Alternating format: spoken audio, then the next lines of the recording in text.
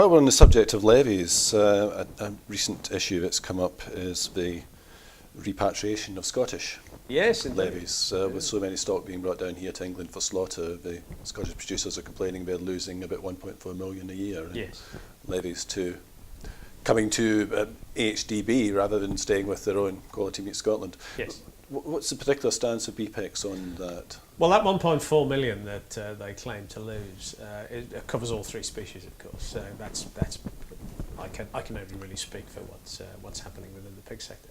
But one thing I can tell you is that the money that we spend, not just for repatriated levy that comes from Scotland, but the levy that we spend is used to promote the red tractor. And the red tractor is a British mark, from which, of course, Scottish producers benefit considerably.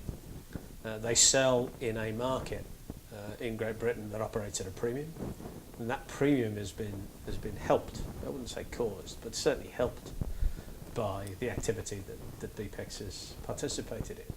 Now, one of the other things is that we also undertake activity that operates in other areas that's operated for the benefit of British producers.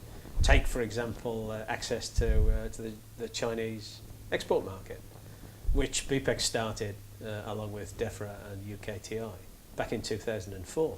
That now contributes a significant amount of money to the British economy.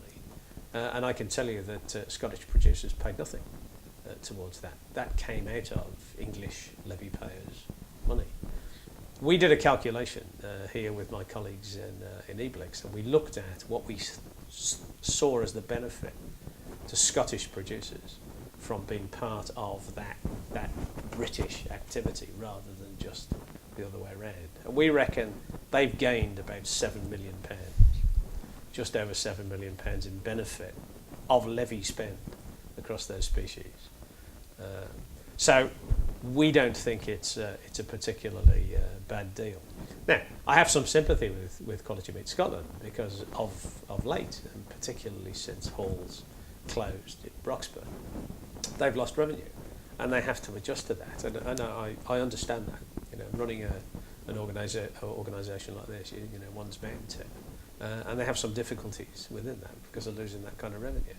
Whether that's a permanent thing remains to be seen. We do know that there are plans to increase the capacity for the kill in Scotland, so it may well be that returns. You know, they'll get some levy to help them run their own organisation. But when you look at what they do with the money that they get out of Scotland, they promote Scottish product. They don't promote British product; it's Scottish product. So I think it's at the moment it's a fair deal.